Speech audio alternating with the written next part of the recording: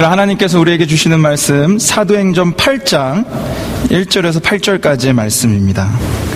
Today's scripture is Acts chapter 8 verse 1 to 8. 사도행전 8장 1절에서 8절까지의 말씀, 여러분과 제가 한 절씩 교독하도록 하겠습니다. 사도행전 8장 1절에서 8절까지의 말씀, 여러분과 제가 한 절씩 교독하여 하나님의 말씀을 받들어 읽도록 하겠습니다. 제가 먼저 하나님의 말씀 읽겠습니다. 사울이 그의 죽임당함을 마땅히 여기더라. 그날에 예루살렘에 있는 교회에 큰 핍박이 나서 사도 외에는 다 유대와 사마리아와 모든 땅으로 흩어지니라. 경건한 사람들이 스데반을 장사하고 위하여 크게 울더라. 사울이 교회를 잔멸할새 각 집에 들어가 남녀를 끌어다가 옥에 넘기니라.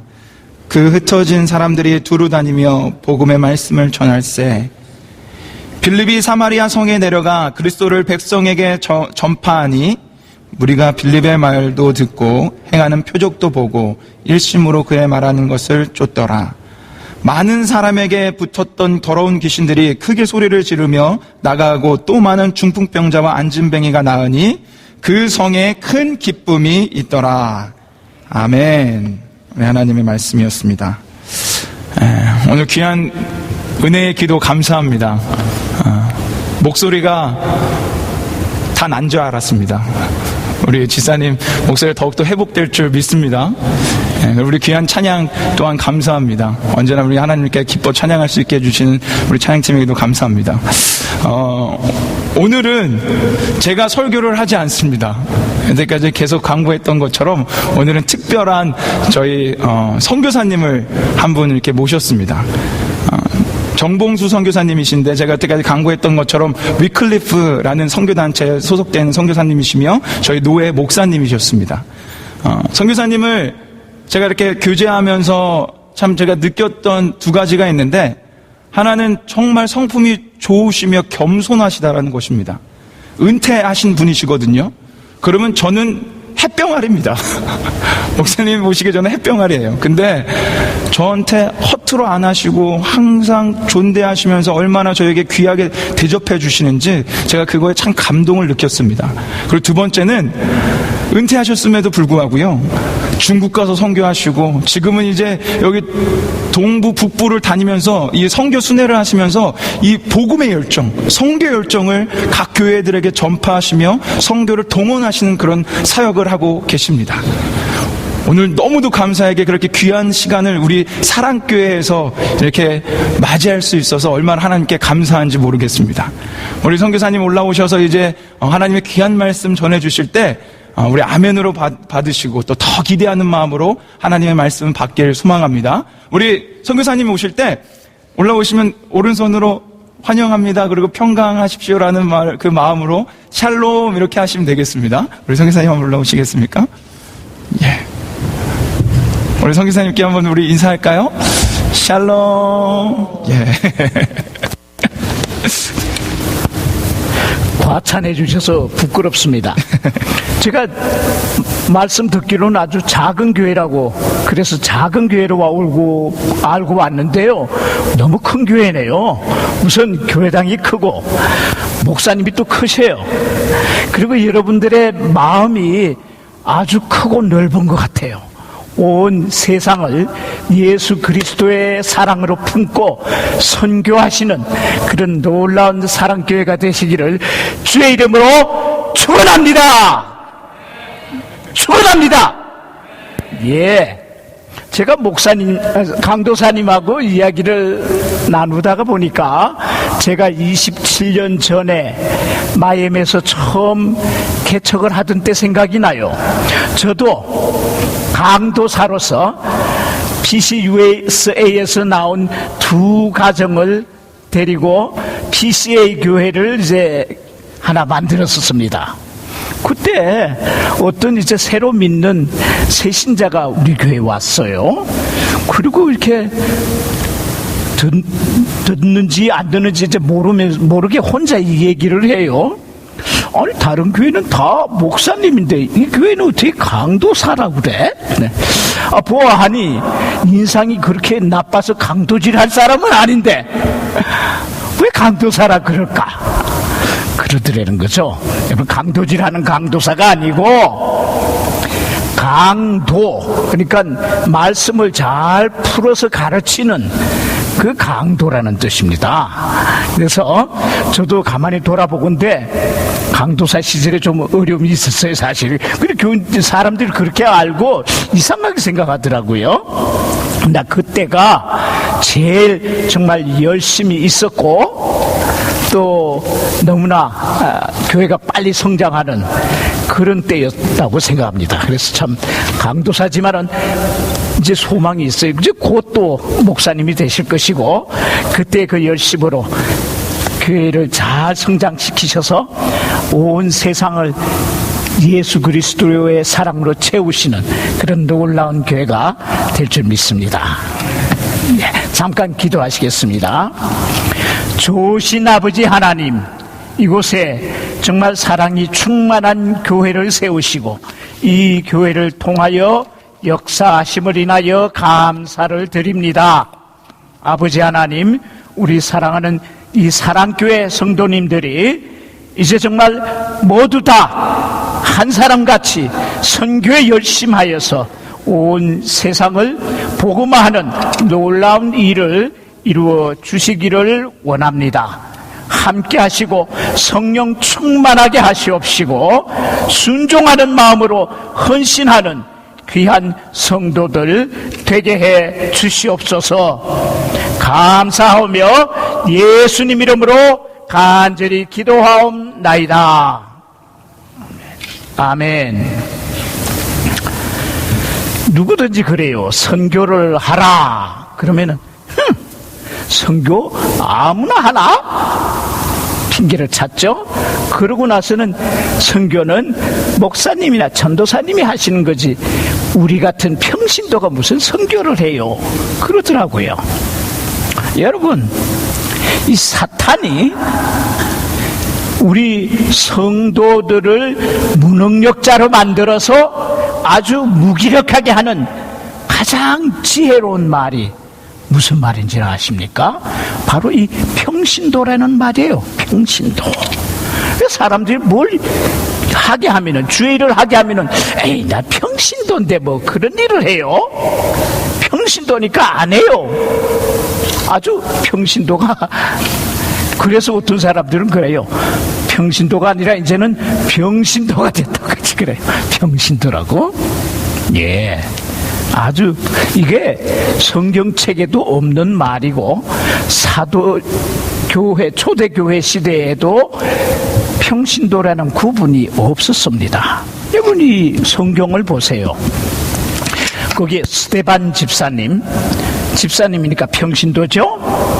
그런데 어땠습니까?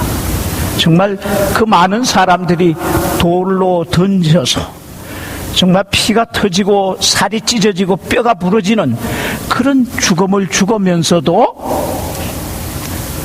하나님 아버지여, 저들이 하는 짓을 알지 못하고 하는 것이니 저들을 용서해 주시옵소서. 꼭 예수님 같은 사랑과 그런 마음을 가지고 그 사람들을 용서해 달라고까지 기도하는 그런 놀라운 신앙의 아름다운 모습을 보지 않습니까? 평신도였어요. 또 브리스길라와 아굴라라 하는 평신도들이 있죠. 그들은 그 당시에 아주 구약에 능숙하고 정말 설교를 잘하는 웅변가인 유명한 목사님을 가만히 듣다가 그 목사님을 집으로 초청을 해서 그 목사님이 좀 부족한 부분이 있는 성령 세례에 대해서 열심히 가르쳐 줬어요. 그래서 그 목사님이 그 이후로는 더 설교가 은혜롭게 되었다라는 말씀이 여기 있는 걸 보거든요. 평신도예요. 그러나 정말 목회자를 넘어서는 그런 훌륭한 모습들을, 섬기는 모습들을 보게 되지요. 빌립 집사님은 어땠습니까? 평신도예요. 그런데 말씀을 전하는데 평신도가 말씀 전한다고 능력이 없었습니까? 능력이 충만했어요. 안전뱅이가 일어나고 문둥병자가 낫고 하는 놀라운 기적이 일어났죠. 그래서 많은 사람들이 그 말하시는 말과 행동을 통해서 예수님을 믿게 됐다 하는 기록이 있지 않습니까? 평신도예요. 이처럼 놀라운 일을 한 평신도였는데, 근데 그만 평신도라는 말로 인해서 현대의 평신도들은 점점 무기력해지고 안 하려고 들고 피하려고 드는 그런 사람들이 된 걸 보고 안타깝게 생각하는 바입니다. 근데 오늘 이 본문 말씀을 보게 되니까 어떤 사람들이 전도하고 선교하러 나갔습니까? 어떤 사람들이? 사도 외에는 그랬거든요. 사도 외에는. 사도는 우리가 충분히 성직자라 그럴 수 있겠죠. 전임 전도자입니다.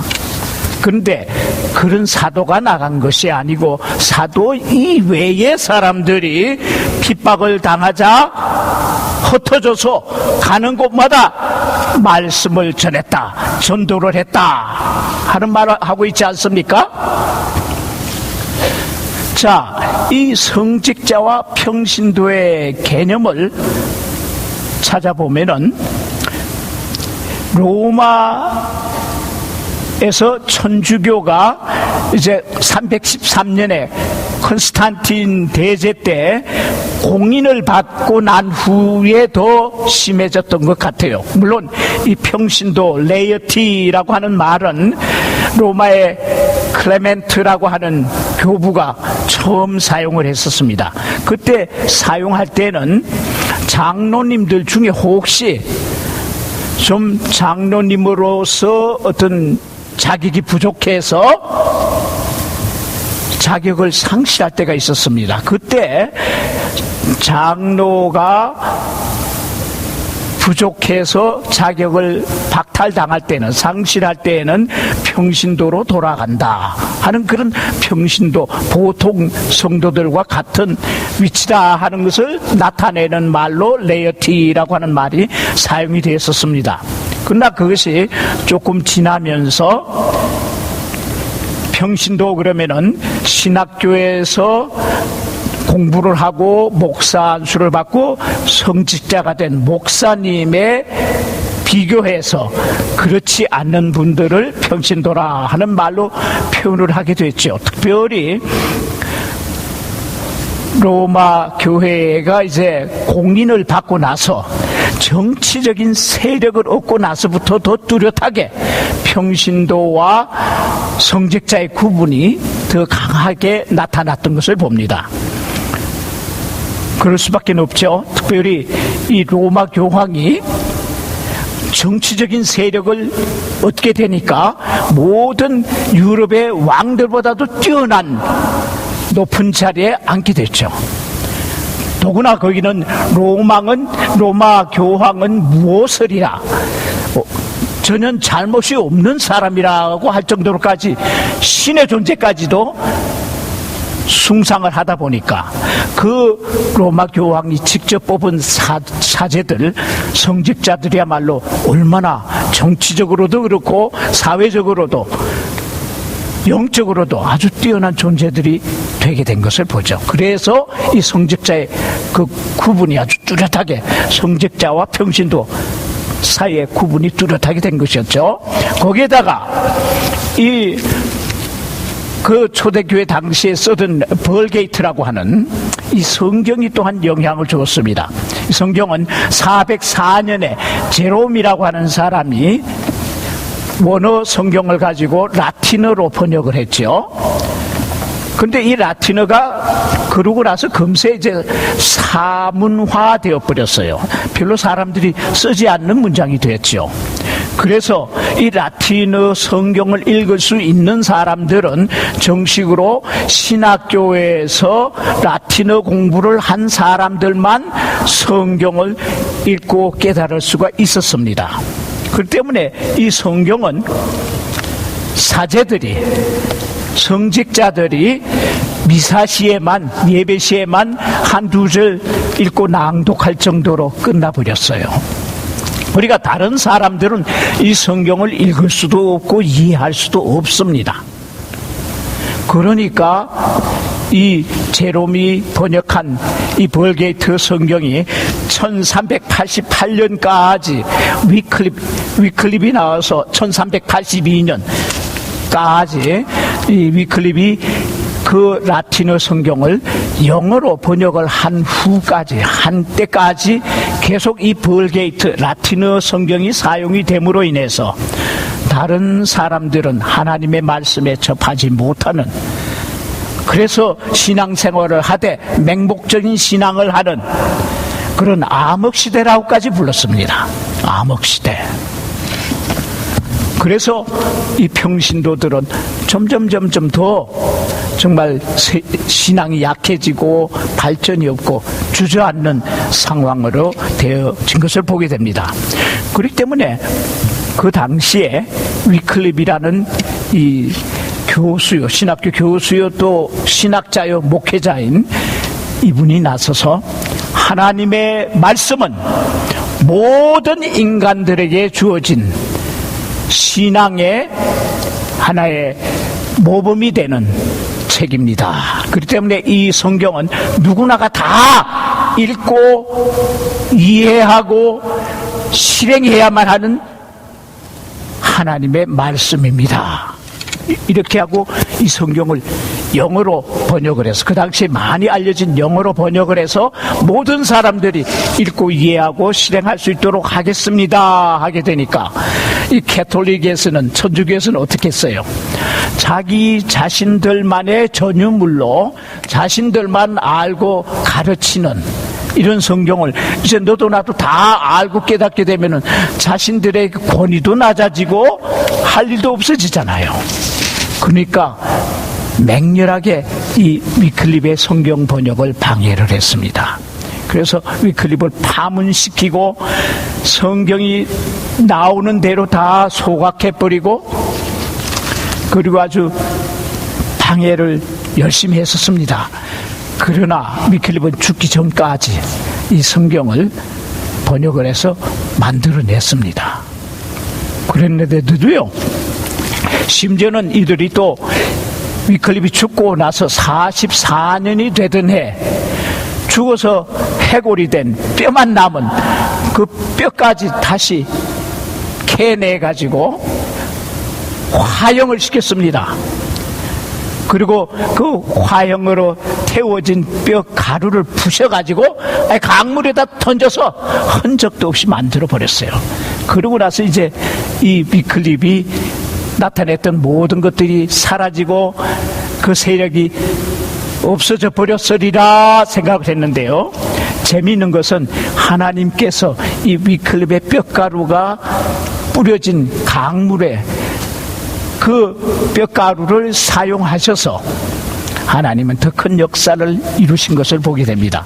1942년에 그때 이 위클립의 이름으로 위클립 성경 번역 선교회가 시작이 되어서 지금은 6천여 명이나 되는 선교사들이 70여 개국의 작은 소수민족들 사이에서 열심히 성경을 번역해내는 일을 이루는 놀라운 일을 이루게 됐습니다. 사람들은 없이 하려고 그랬어요.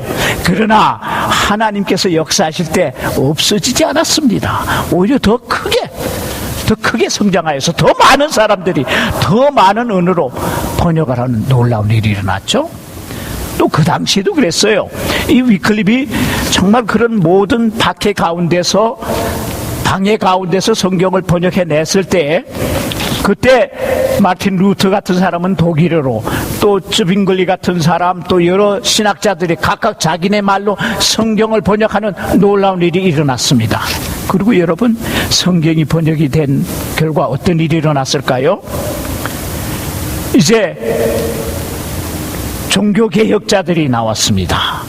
그래서 잘못된 것과 잘된 것을 성경을 통해서 비교를 해보게 되니까 바른 신앙을 찾기 위해서 열심히 하게 되었습니다. 그리고 이 성경 말씀을 가지고 평신도들을 교육시키기 시작했습니다. 이들이 교육을 받았습니다. 그리고 이 평신도들이 이제 신앙이 자라고 잠에서 깨어서 활발하게 신앙생활을 하기 시작했습니다. 그래서 1880년부터 1890년까지 10년 동안에요, 선교사로 헌신한 사람들이 얼마나 됐을까요? 무려 10만이라고 한 많은 사람들이 선교에 헌신을 했습니다. 그 중에서도 2만 명은 실제로 선교 현장으로 나가서 선교하기 시작했습니다. 그때 그런 선교의 붐을 통해서 우리나라에도 언더우드 아펜셀러 같은 사람들이, 선교사님들이 와서 열심히 선교를 하게 된 것이죠. 이토록 참 성경의 말씀은 굉장한 파워가 있는 하나님의 말씀입니다. 자, 그럼 이제 평신도들도 내가 평신도라 하고 핑계하고 주저앉지 말고 열심히 전도해야 될 거 아닙니까? 그런데도 어떤 사람은 그래도 그렇죠, 그거는 옛날 말이고요, 이걸 나 같은 사람한테 선교하라고 전도하라고 한 게 아니고 그래도 목사님들이 해야죠 하는 사람들이 있어요. 그런 사람들에게 이 베드로전서 2장 9절에 있는 말씀, 우리 같이 큰 소리로 한번 읽어보실까요? 너희는 택하신 족속이요, 왕같은 제사장이요, 거룩한 나라요, 그의 소유된 백성이니 이는 너희를 어두운 데서 불러내어 그의 귀한 빛에 들어가게 하신 자의 아름다운 덕을 선전하게 하려 하시라. 아멘. 자, 너희는 그랬습니다.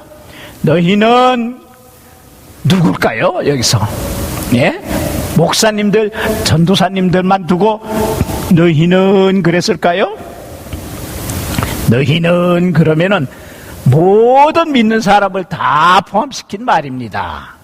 목사나 전도사뿐만 아니고 우리 평신도라고 주저앉아 있는 여러분들 모두가 다 포함된 말이죠. 분명히 우리에게 준 특권이 너무너무 많고 귀중한 것들입니다. 너희는 택하신 족속이요, 한 가지 왕같은 제사장이요, 왕 노릇을 하실 분들이고, 또 모든 사람들을 구원해서 죄로부터 해방시키는 제사장이란 뜻이죠. 제사장이요, 거룩한 하나님의 나라요, 그의 소유된 백성이요. 또 얼마나 크고 위대한 이런 특권들을 우리에게 주셨습니까? 우리에게 주셨습니까? 근데 의무는 단 한 가지예요. 여기 보니까 우리에게 주어진 의무는 뭡니까? 그의 귀한 빛에 들어가게 하신 자 하나님의 아름다운 덕을 선전하게 하려 하십니다. 그 많은 특권들을 주시면서 우리에게 요구하시는 것은 나가서 하나님의 이 아름다운 덕을, 사랑을 선전해라, 알려라, 찬양해라 하는 의무를 주신 것이죠. 의무는 한 가지예요. 하나님의 덕을 선전하게 하려 하는 것, 열심히 나가서 하나님의 사랑과 은혜를 전하라는 것이에요. 전하라는 것. 그래도 이 말씀을 듣고도 그래도 선교사님 저는 아니에요, 그런 사람이 있어요. 그래서 제2탄을 제가 준비를 했습니다. 제2탄이 바로 고린도 후서 5장 15절에 있는 말씀이죠. 같이 봉독해 보십시다. 저가 모든 사람을 대신하여 죽으심은 산 자들로 하여금 다시는 자기 자신을 위하여 살지 않고 오직 저희를 대신하여 죽었다가 다시 사신 자를 위하여 살게 하려 함이니라. 아멘. 자, 여기에 저가 모든 사람을 대신하여 죽었다 그랬죠. 여러분들 모든 사람에 포함이 돼요, 안 돼요? 포함이 안 된다 그런 사람이 있다면은 그 사람은 개나 돼지예요. 사람이 아니에요. 그죠? 모든 사람이라고 그랬을까? 사람은 모두가 다 포함되는 거죠? 모든 사람은. 그리고 여기 보니까 모든 사람을 대신해서 예수님이 죽으신 것은 그 이유는 뭘까요? 죽은 자들로 하여금 이제 다시는 자기 자신을 위하여 살지 않고 오직 저희를 대신하여 죽었다가 다시 사신 자를 위하여 살게 하려 함이라. 예수님을 위하여 살게 하려 함이라는 말씀하고 있죠. 여러분, 대표의 원리란 것이 성경에는 없지만 성경에 그 내용은 있습니다. 대표의 원리 뭘까요? 아담이 모든 후대에 태어날 인류들을 대표해서 하나님과 언약을 맺었습니다. 선악과를 따먹지 말아라. 따먹는 날에는 정녕 네가 죽으리라 하는 말씀이죠. 그렇기 때문에 그 말씀에 불순종한 아담 때문에 모든 사람들이 다 불순종한 것이 되고 죄인이 되었죠. 그래서 다 죄인의 성품을 타고 나오게 되고, 그래서 죄를 짓다가 죄인으로 죽을 수밖에 없는 존재가 되지 않았습니까?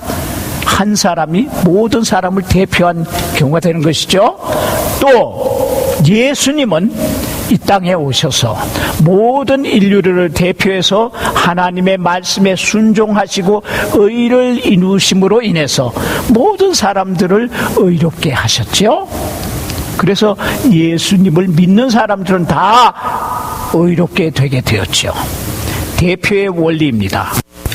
근데 그것은 그렇기 때문에 예수님이 우리를 위해서 죽으심은 모든 사람들을 다 포함한 말씀이 되는 것이죠. 여기에 평신도도 들어가고 목사님, 전도사님도 들어가고 그렇지 않는 새로 믿는 사람도 들어갑니다. 들어가요. 그래서 다 우리에게 주신 말씀이 이제 예수 그리스도를 위하여 살게 하심이란 말이죠.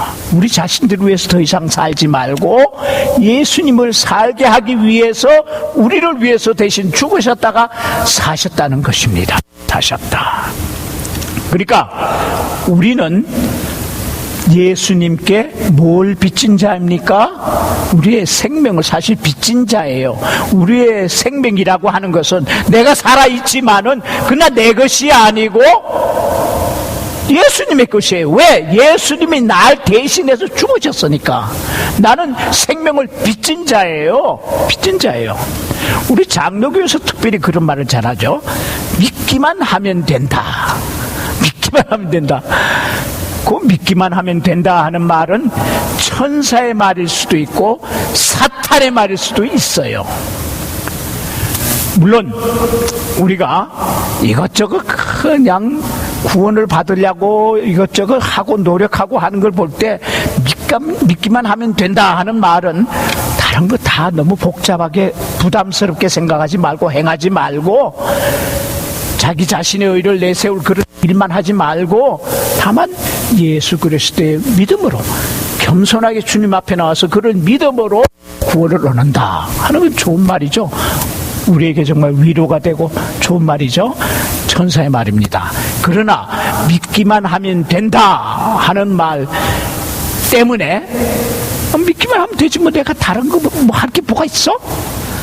그리고 그냥 교회만 왔다 갔다 하면서 나는 믿습니다. 그리고 천국 문은 아주 자동으로 열려놓은 줄 알고 믿다가 천국 되지 하고 아주 쉽게 편안하게 신앙생활 하는 사람들이 너무너무 많다는 거예요. 너무너무 많아요. 특별히 장로교들 중에 많이 그렇죠.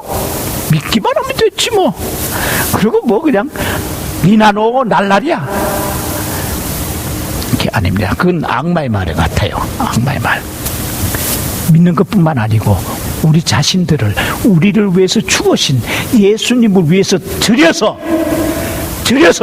그 예수님이 이루시려다가 돌아가신 일, 그리고 완성하실 이 선교, 영혼 구원하는 일, 이것을 위해서 죽도록 충성해야만 되는 것이죠. 우리의 생명을 드려야 되는 것이죠.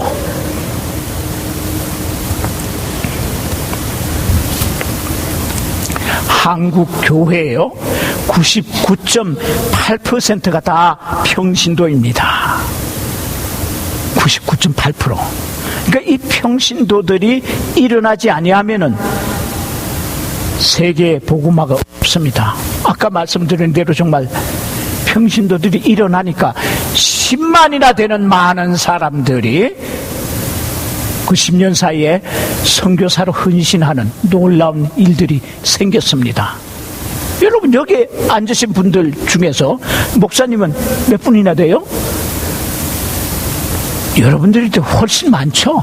훨씬 많은데, 여러분들이 선교사가 되지 않고 혼자 계신다고 한다면은 선교 정말 조그만 부분밖에 못합니다. 여러분들 다 일어나게 되면은 더 넓은 지역을 선교할 수 있지 않겠습니까? 네.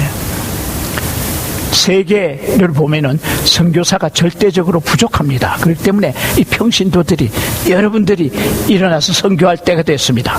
현재 70억이라는 많은 인구가 살고 있습니다.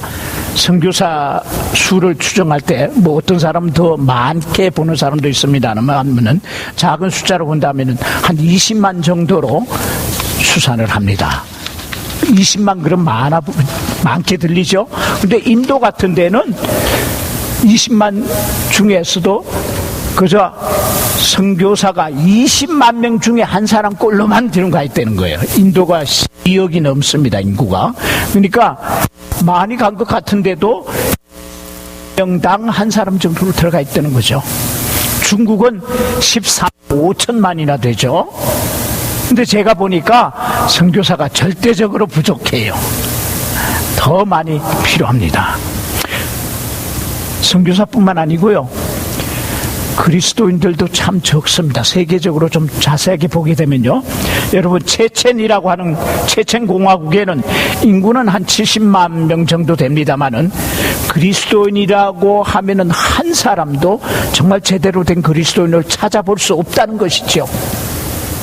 여러분, 오늘날도 그런 데가 있어요. 믿지 않는 사람들, 믿는 사람이 없는 때가 있다니까요. 그걸로 많다 그렇게 아니고요, 이 쿠르드족들에게는 인구가 2,500만이나 되는데도 기독교인이라 할 만한 사람은 없다는 거예요. 모르겠어요. 그 후에 또 더 생겼는지는 모르겠어요. 2,500만 되는 가운데서도 그리스도인을 찾아보기가 힘든다고 한다면은 얼마나 안타까운 일이 되겠습니까? 여러분, 가만히 앉아있을 때예요, 지금? 이런 데 가서 한 사람이라도 전도해가지고 처음 그리스도를 한번 만들어 보겠다 하는 야망이 나지 않습니까? 그런 데 가서 열심히 전도해서 한번 우리 사랑교회 같은 아름다운 교회를 하나 세워보겠노라. 얼마나 멋진 일입니까? 앉아있을 수 있어요, 여러분? 이제 선교도 완성이 가깝습니다, 여러분. 곧 이제 주님이 오십니다. 계시록 7장 9절에 보게 되면은 이제 각 나라와 족속과 백성과 방언에서 구원 얻는 자들이 나올 때, 그때 천국의 잔치가 벌어진다 그랬습니다. 그래서 이 방언 6,800개가 있습니다. 지금 세계적으로 볼 때 이제 2,000개 정도만 지금 시작이 되지 못하고 있습니다. 성경 번역이 시작이 되지 못하고 있습니다. 근데 2025년이 되면은 이 2,000개마저도 이제 성경 번역을 시작을 하자는 그런 비전이 세워졌고, 이것이 차츰차츰 이루어져 가고 있습니다. 어떤 사람들은 그래요. 아마겟돈 전쟁 하면은 이제 주님이 오신다. 그러니까 그 했더니 전쟁이 일어날 유프라테스 강물이 얼마나 낮아졌느냐. 그 강물이 마를 때 전쟁이 날 거거든요. 그래서 그 강물이 얼마나 낮아졌나만 시험하는 사람들도 있어요. 전 그런 거 안 믿어요. 그것보다는 정말 이 하나님의 말씀, 예수님의 복음, 이 성경이 얼마나 더 많은 민족에게 보급이 되었냐. 왜? 6,800개 모든 민족에게 복음이 전파되고 믿는 사람들이 나올 때 주님이 오신다는 거, 이건 계시록에 있는 말씀 너무나 분명하고 확실한 말이거든요. 저는 그래서 한 종족, 몇 종족이 더 지금 성경이 들어갔느냐 믿느냐, 그것이 저에게 제일 큰 관점입니다. 그런데 여러분 주저앉아 있겠어요? 이제 곧 주님 오실 때가 됐는데, 또 이 비선교 지역에, 그러니까 선교 대상국에 사람들이 정부가 목회자를 거부해요. 목회자라 그러면은 참 들어가기부터 힘듭니다. 우선 공산주의 국가에는 목회자가 들어갈 수가 없어요. 외국인들이 종교 활동을 전혀 못합니다. 전혀 못해요. 그래서 특별히 목회자라 그런다면 아예 처음부터 발을 들여 놓지도 못하게 하고, 와서 일을 하다가도 목회자라 종교 활동을 한다 그럼 적각추방이에요. 적각추방이에요. 그러니까 오히려 평신도들이, 성직자가 아닌 사람들이 가서 전도할 때 더 잘 되겠죠? 무슬림 국가나 힌두교나 불교 국가들도 그래요. 목회자가 가면은 너무 뚜렷하기 때문에 안 되고 쫓아내죠. 선교가 안 되죠. 그게 또 모슬렘 국가엔 특별히 신성 모독죄라는 게 있습니다. 알라 신을 모독하게 하는 자들은 참수형에 처한다. 그래서 복음을 전하는 자나 듣고 믿는 자나 다 참수형이에요. 참수형. 그래서 한 선교사님이 무슬림권에 들어가서 16년 동안 선교를 열심히 했습니다. 몇 사람이나 예수 믿게 했을까요? 한 사람도 못했어요. 이 신성 모독죄 때문에. 자기가 전하는 건, 그러다가 자기가 죽는 건 좋은데 듣는 사람이 또 죽을까봐 겁이 나서, 그래서 한 사람도 복음을 전하지 못하고 왔다는 거죠.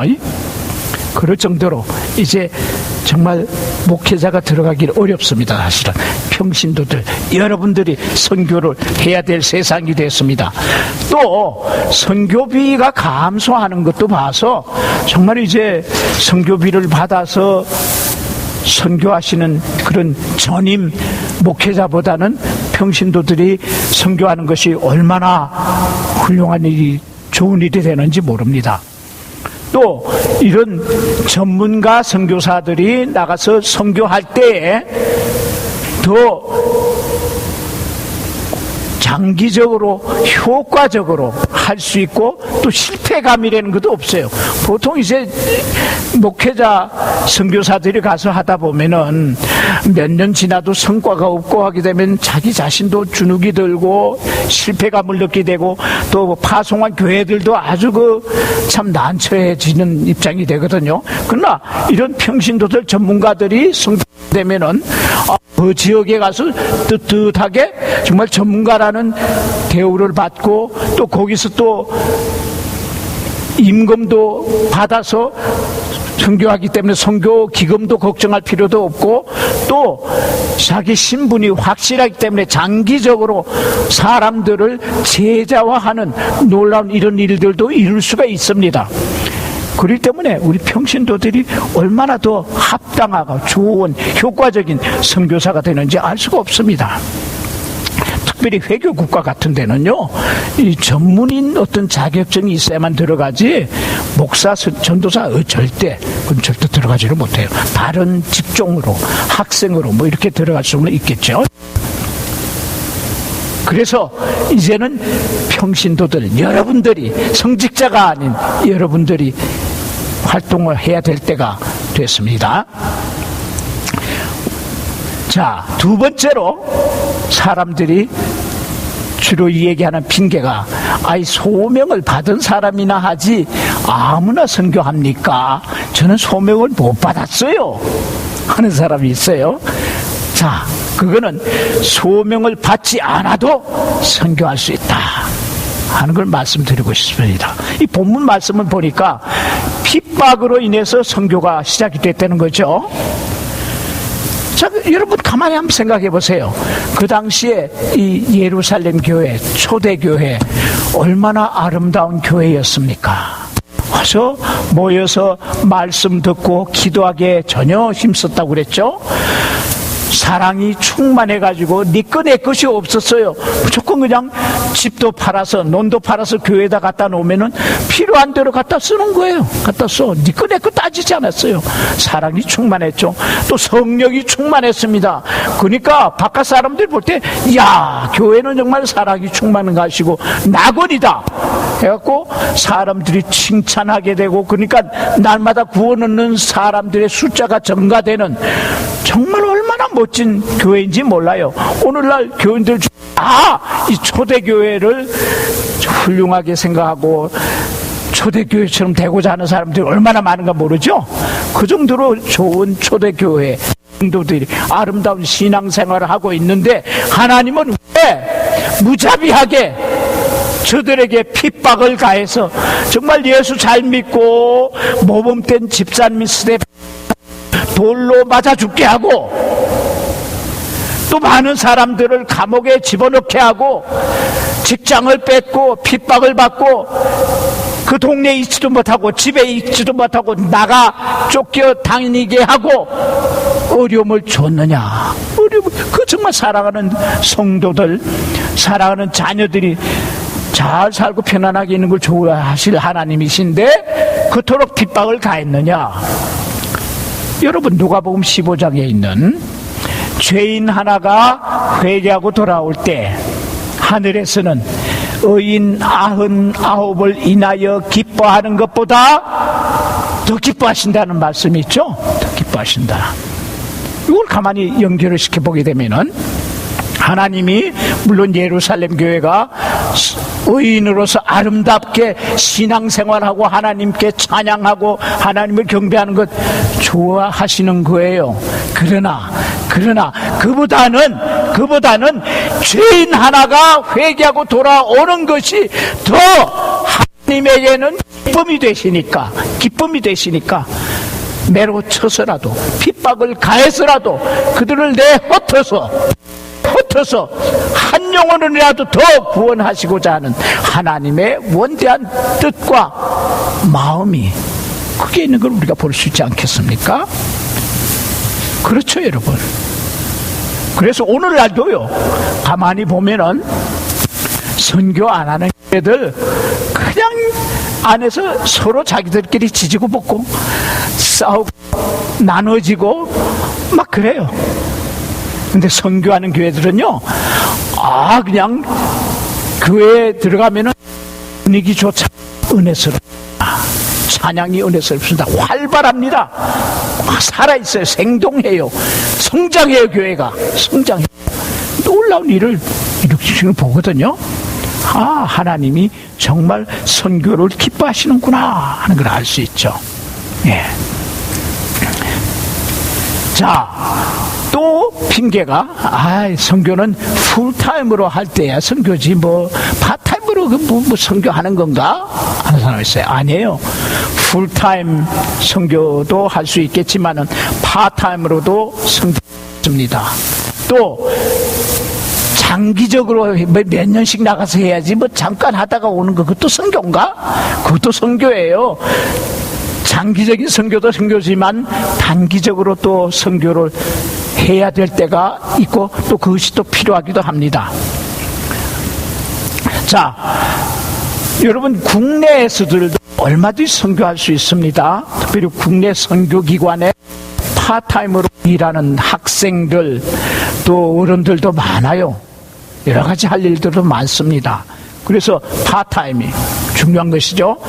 제가 이제 중국에 갔을 때 미국에서 사업을 하시는 장로님이 해마다 한 번씩 오셔가지고 선교사님들 가정을 모아서 가정 결혼 세미나를 해줬어요. 한 4박 5일 정도로 해갖고 성경에 근거해서 다시 한번 이 결혼 생활이란 가정 생활이라는 것이 어떤가를 설명을 하고 다시 한번 그 자리에서 결혼식을 하는 그런 예식까지 치름으로 해서 좀 가정이 새로워지는 놀라운 그런 역사를 일으키는 세미나가 있었습니다. 선교지에 가면은 별거 아닌 일을 가지고 부부가 서로 싸우고 이혼하겠다 그러고 싸우기 때문에 더 이상 선교할 수 없다고 고국으로 돌아가는 사람도 있고 얼마나 가정 문제가 많은지 몰라요. 그럴 때 선교사님들은 열심히 이제 이 가정 세미나에 참석해서 은혜를 받고 그 자녀들을 이제 한국에서 특히 동신교회든가 거기서 청년들 학생들 팀이 그 아이들을 맡아서 그 4박 5일 그동안에 열심히 그들에게 성경 말씀을 가르치고 성경 공부를 시키고 아이들을 잘 돌봄으로 해서 아이들도 은혜 받고 부모님들도 은혜 받고 아주 놀라운 그런 은혜 잔치가 벌어지는 걸 봤습니다. 여러분 얼마나 좋아요. 학생들 청년들 많죠. 그 며칠씩이라도 그런 데 가서 정말 봉사함으로 인해서 선교에 참여하는 놀라운 일들이 이루어지지 않겠습니까? 또 방학도안 같은 때 가가지고 여름 성경학교를 해주고 또 집을 수리하는 일, 교회 건축하는 일, 사회 봉사하는 일 이런 것들 다 파타임이 아니겠습니까? 그러나 이런 일을 한번 하고 돌아오게 되면은 확실히 그 학생들의 세계관이 달라지고요. 선교에 열정이 붙게 되고요. 그래서 선교사로 전임하는 놀라운 일들이 일어나게 되는 것을 봅니다. 여러분, 전문인 사역도 파타임 사역이죠, 뭐. 일을 하면서 또 선교하니까. 근데 그걸로 인해서 얼마나 효과적인 선교가 이루어지는가 하는 걸 보게 되죠. 단기 선교, 이거 정말 좋은 일입니다. 이 교회도 정말 우리 청년들이 많은데 많이 이 단기 선교 보내는 일에 아주 주력을 하세요. 우선순위로 하세요. 단기 선교를 한번 가보고 나면은 완전히 헷가닥 뒤집어져요. 좋은 일로 예수님을 위해서 헷가닥 뒤집어지는 거죠. 미치는 것도요, 예수님을 위해서는 미칠만 해요. 다른 걸 위해서 미치지 마시고 예수님을 위해서 한번 미쳐보세요. 단기 선교라도 와보면 확 달라져요. 변화되고. 그래서 장기 선교를 택하는 일들도 있게 되는 걸 보죠. 제가 이제 2006년도에 새 선교사 훈련하는 데를 갔었는데 39명의 선교사, 새로 가입한 선교사 중에 12명이 선교사 자녀들이었어요. 그리고 몇 명은 단기 선교를 한번 가보고 나서 그만 선교사가 됐다고 헌신한 사람들도 있었고, 어떤 사람은 그 부모님들이 평소에 선교사에 대한 관심이 많고 선교에 관심이 많아서 지나다닌다 하면 그냥 초청을 해서 집에서 식사 대접을 하고 말씀을 나누고, 선교하는 일이 있다 하면 앞장서서 그냥 선교를 하는 바람에 이 사람들, 이 아이들이, 이 자녀들이 선교에 대한 것이 익숙해지고 그래서 선교에 헌신하게 됐노라 하는 이야기들도 많이 들어봤어요. 여러분, 그렇습니다. 장기 선교, 단기 선교, 파타임, 풀타임 따지지 말고 선교할 수 있는 걸 말해줍니다. 또 전문가가 아니라도 선교할 수 있다는 걸 기억하시기 바랍니다. 어떤 사람은 그래요. 뭐 의사나 간호원이 돼야지 그래 선교하지, 뭐 나 같은 사람이 뭘 선교할 수 있겠어. 그런데 그렇지 않습니다. 선교는 어떤 직종의 사람이라도, 어떤 신분의 사람이라도 선교할 수 있습니다. 여러분, 한국에서 술집마다 찾아다니면서 기타 쳐서 사람들의 마음을 즐겁게 하고 더 술을 많이 마시게 하던 기타쟁이가 남미 쪽으로 기타를 들고 갔습니다. 가서 남미 사람들 기타 좋아하잖아요. 기타로 선교를 하는데 감옥에서 탈옥한, 감옥에서 이제 나온 그런 죄수 같은 사람들이 그 사람의 그 기타 연주와 선교로 인해서 감동 감화를 봐서 변화되는 놀라운 역사가 일어나게 되니까 그냥 선교의 복음 붐이 일어난 거죠. 그래서 아주 열심히 잘 선교하는 사람들도 있어요. 여러분, 미에서 지금 어린 아이들 선교가 붐을 일으키고 있는데요. 뉴욕의 김남수 목사님이 특별히 할렐루야 축구팀 있죠. 그 축구팀을 불러다가 큰 클럽을 빌려서, 운동장을 빌려서 축구 경기를 한번 합니다. 그러면 아이들이 그냥 벌떼같이 모여드는 거죠.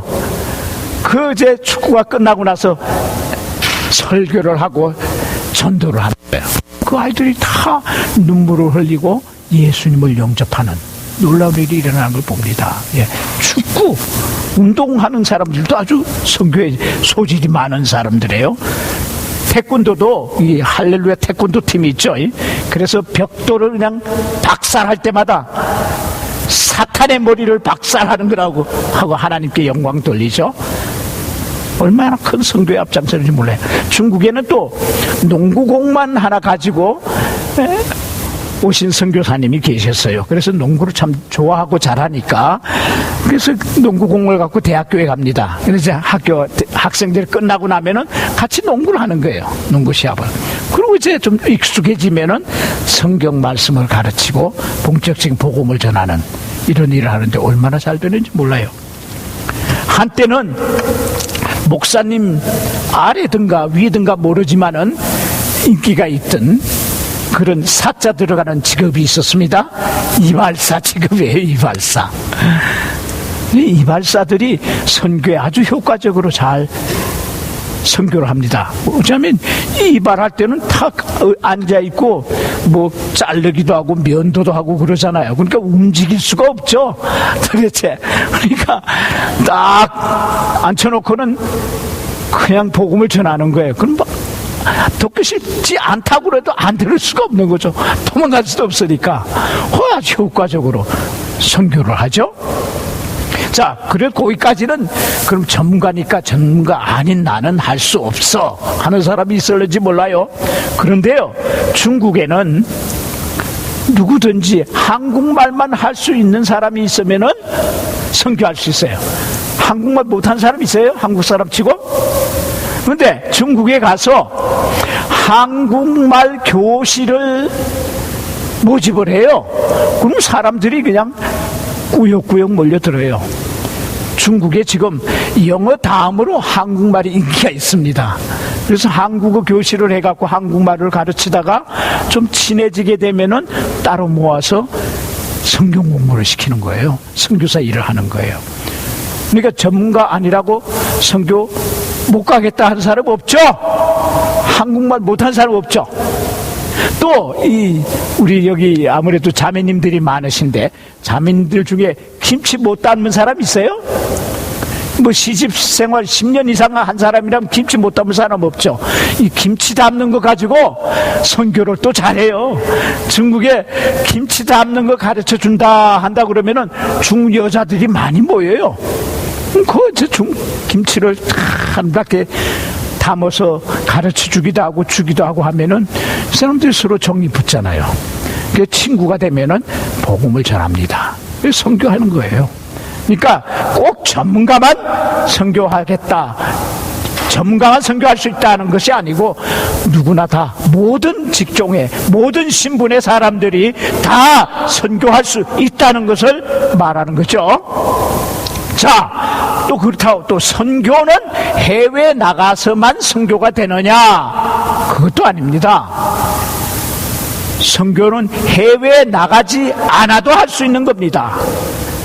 여러분은 있는 곳이 어디든지 간에 해외든지 미국이든지 한국이든지 있는 곳이 선교지예요. 선교지. 특별히 이 외국 학생들을 예수 믿게 하는 것, 제자 훈련하는 게 얼마나 효과적인 선교인지 모릅니다. 아까 제가 말씀드렸죠. 그 무슬림권에서 선교하던 분이. 그래서 미국으로 돌아와서요. 여태까지 정말 한 걸 너무너무 후회하면서 이제는 좀 제대로 뭔가 좀 해봐야 되겠다. 그러고 학생 선교를 시작했어요. 무슬림권에 자기가 갔던 나라의 학생들을 모아가지고 미국에서 복음을 전하는 일을 했습니다. 근데 그 중에 한 학생이 박사과정을 하던 사람이었는데 졸업을 하고 나서 조그만 방송사업을 해가지고 본국에다가 복음을 전하는 사역을 했어요. 그랬더니 이 학생이 복음을 전하는 그 방송 사업으로 인해서 수천 명이 예수님을 믿고 영접하는 놀라운 일이 일어났습니다. 그 선교사님